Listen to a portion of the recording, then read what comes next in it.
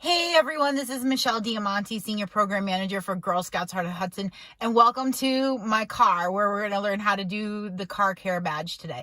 So we're going to get started inside, and I'm going to show you guys some of the lights and stuff to look out, especially if you're new drivers. I drive a lot. I've driven cross country a couple times. I've driven to Alaska. So I love to drive. And it's important that we stay safe. So I'm going to go over some basic stuff that you should know, just in case if something happens while you drive, you know what that button, that light, that dinging is all about, so you don't freak out. Okay, so let's get started. All right, so welcome to my dash. So we got our speedometer, our gas gauge, temperature gauge is over here, so you know what temperature it is. The engine light, if that goes off, that could mean a lot of different things. It could be something serious or something that like you have a sensor in your car that is no good. Your RPMs, this is where like you can keep track of your transmission and see how your car's shifting. Some two important ones, your little battery here. That's usually a sign that like you have a dead battery. Your oil light, also very important. Actually, I had this happen to me not so long ago where that went off. And if that goes off, please pull your car over and check your oil. You probably need some oil before you damage your engine. So some other lights, you can get them to, let's try this again. I'm trying to get okay. So some other sensors, your parking brake, which just went off. My car is not happy that my seatbelt is not on. Let's do this again. Okay, on the top, your ABS, and it doesn't stay on long enough. And this one over here, important, your tire pressure gauge. Most tires have, if you have or a fancier car, they probably have little sensors that make sure that your tire pressure is good.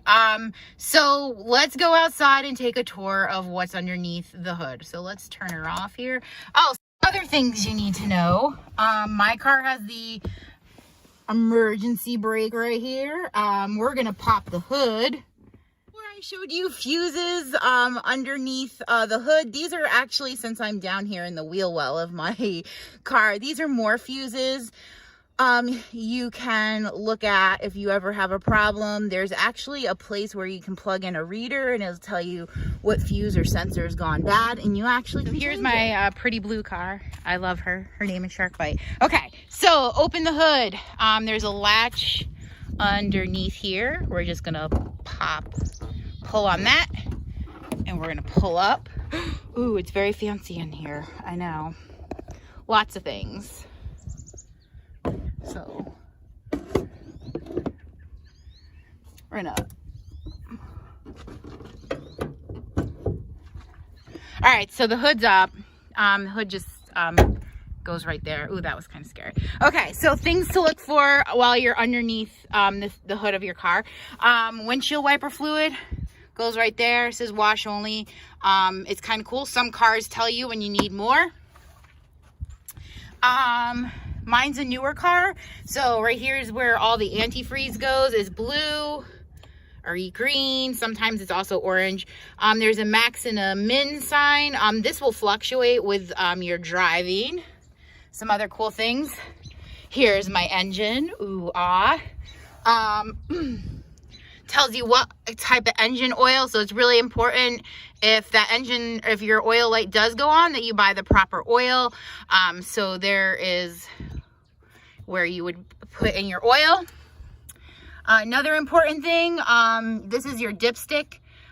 This helps you with making sure you have enough oil in your car. We'll go over that. Let's see. We got our air filter, intake filter. You can change that easily. Mine's a little different. So my battery is right here. It's stuck underneath. This is our intake, so it sucks the air in, helps cool the engine, the filter. So our battery's here. And here is where all the fuses are. If I can pop this open, can show you where all the fuses live in your car.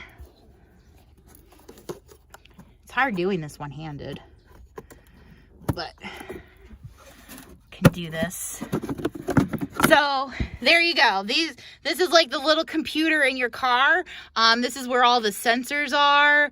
And you can replace them if you need to. You can take it to your dealership or a mechanic, or if you want to get adventurous, you can look online and you can find all the meanings to them. So that's where all our fuses and sensors are for our car. This is where our brake fluid is. This is called the master cylinder. That gets the fluid to the brakes so it we can stop. Let's see some other fun things in my car. Let's see, we got our belts, and that's pretty much it. So any roadside emergency stuff, like with their oil light and stuff like that, make sure you turn the engine off. And then you're just gonna pull your dipstick right here. And it's important too that you have a towel. So we're gonna pull this out. I just got a new engine too, so let's see. So when you pull this out, there is a little marker on here to tell you where it needs to be full. So mine's right here. You guys can see my marker. Ugh, focus on this is not so good today. So that's the full mark. Obviously it's full of oil. And we would wipe this off and stick this right back in. I showed you on your dash what that whole your air pressure sign looks like, and in my car I have a spare tire. So we have the spare tire, the jack if you need to change your tire and in case of an emergency, and then also too we have the bag of fun. So we have here to take off our lug nuts on our tire. This here to actually open up our jack. What other stuff do we have in here? There's some other things. Hold on.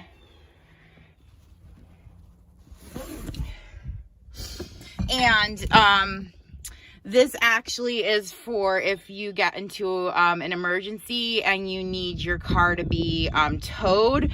So let's see, on my car it's right here, so you actually pop this in or out and see if we can do it.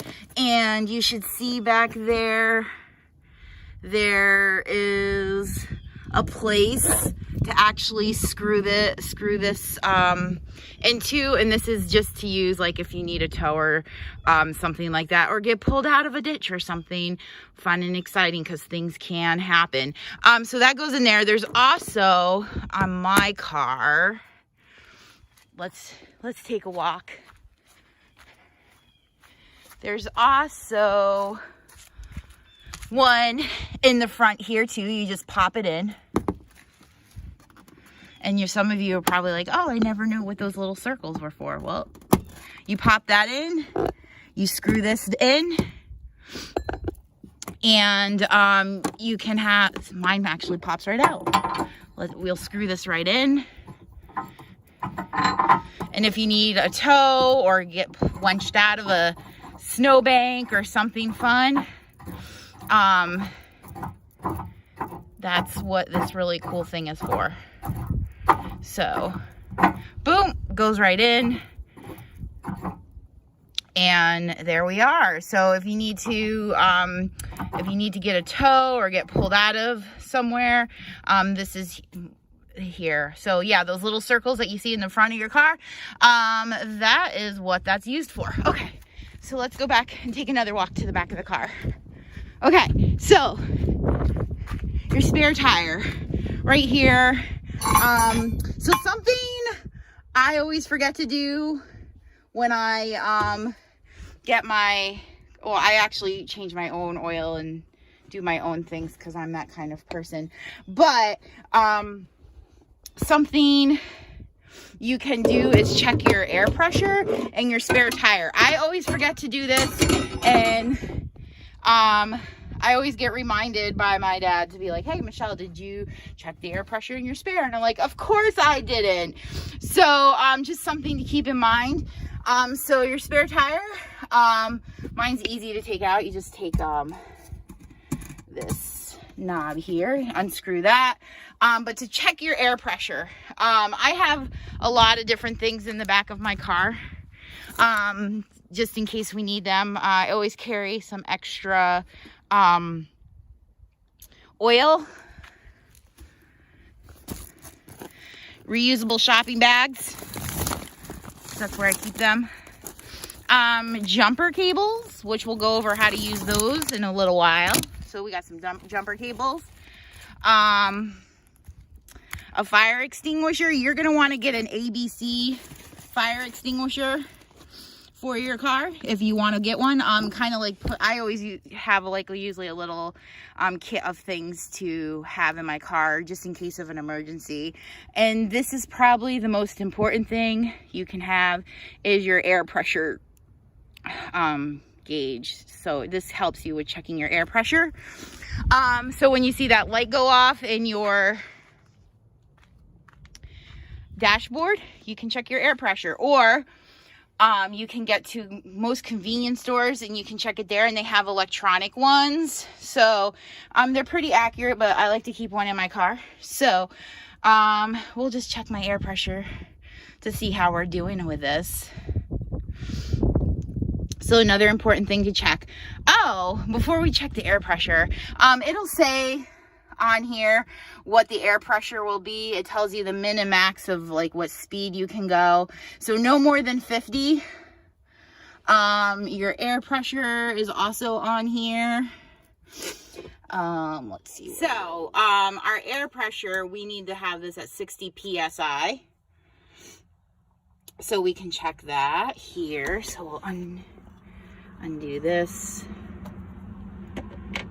and see where we're at. So it's really simple. You just take the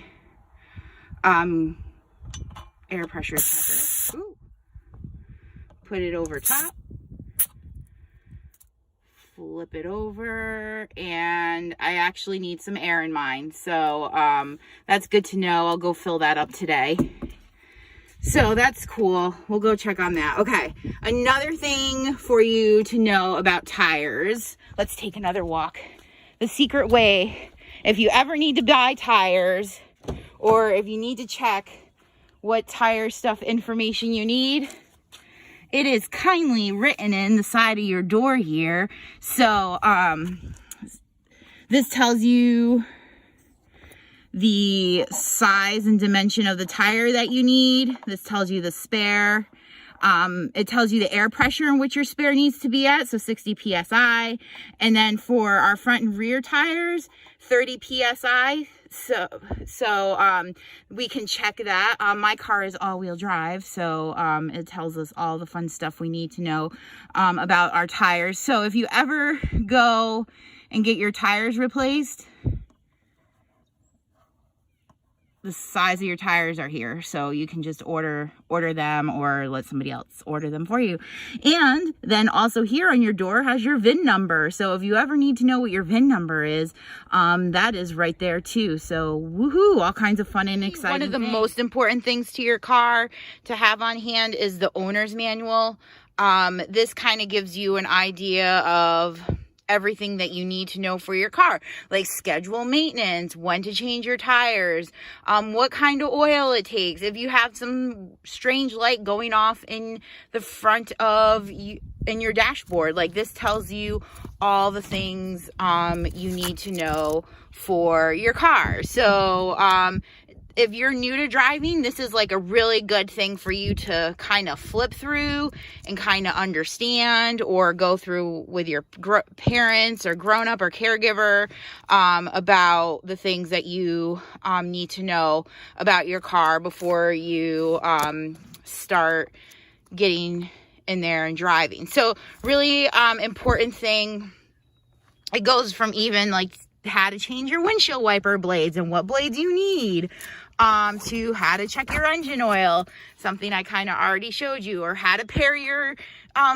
cell phone to your car. So it is the holy grail of your vehicle. This tells you everything you need to know. If not, YouTube is a good place to start finding things. You actually can get your owner's manual sometimes online. I also have a quick reference for mine.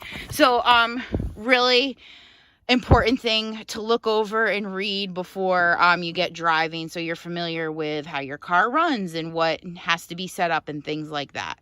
So let's go back underneath the engine and we'll talk about how to jump your car if you're having an emergency. So we're back underneath the hood of my car. Here is my battery. So a couple things. We have the positive terminal, which it is in plastic. So we have our positive terminal, we have the negative terminal here, and then we have our jumper cables, and it's color coded, so it makes it really simple for you to do. So if I had another car here, first thing we do is first we have to hook up our dead car first. So we will get our cables here. I'm making a mess of things here today. It's all right. All right. So we're going to put one on the positive terminal right here. You just clip it into space here. Okay. I think that will do it. Okay. So then we have the deal with what we do with the black one, which is negative. Okay. So we're supposed to, for this, and some cars actually have a place where you put the negative on. So in the case of mine, we need to find a good place on the engine block that's like all metal. So that's what we're going to do. There is a negative terminal on your battery. I don't recommend that you put it there, just because the idea is it'll cause a spark. And if there's any fumes from like gasoline or things like that, it could cause a fire. So not a good place. So I think we're going to put it on the engine block right over here. Some cars actually have a place where you can plug it in. So that's fine. So let's see if we can get this to go here. There's also this place right here, but my dad told me not to put it on anything that's painted, and he's a very wise man when it comes to that kind of stuff. All right, so we have it attached to the engine block, and then we do the same with the other car. We'd put the red on the positive terminal, and if the other car had a like area to plug it in, put the negative or put it on the engine block somewhere where it's not painted. So we'd hook that up, start the car that has the actual battery that's still alive and kicking, and it would start to charge our battery. You give it like 5 minutes, you go inside, turn on your car. If you have a hybrid, this could be completely different. So again, consult that owner's manual. It's super important. So once you get your car started, you're good to go. Let it run for a little while, and life would be grand. And then once you're done, you're just going to undo your cables, put your terminals back where you want to, put away your jumper cables, and you're good to go. So you're going to be like, Miss Michelle, but what if I jump my car and it's still not working? Okay, so some things you could have wrong. You could have an alternator, or maybe your starter isn't working. We're going to go for a walk again around my car. So those are some things that could go wrong, and those you might need some more further assistance from a mechanic to help. So this is just kind of giving you the basics on things you can do to help yourself when you're in kind of a pickle alongside of the road. But my car. Let's go for another walk. I do have roadside assistance, so there is a number. If you have an older vehicle, there's this thing called AAA. You can use AAA too, and they'll come out and assist you too if you have it. But sometimes, you know, we don't have cell phone service. I know I travel a lot throughout the state, so sometimes places like up in the Adirondacks, or sometimes I go up to parts of Sullivan County. Cell phone service is not so great, so sometimes you kind of have to be a little reliant on yourself and do things yourself. If you have any questions, you know, of course, consult your owner's manual and a mechanic. But I hope everyone found this video to be useful, and I hope to see everybody soon. And if you have any questions, again, consult your owner's manual, talk to a mechanic. Part of the badge is you're supposed to go talk to a mechanic. So go do that. Go visit your dealership if your parents go to a dealership, or go visit the mechanics.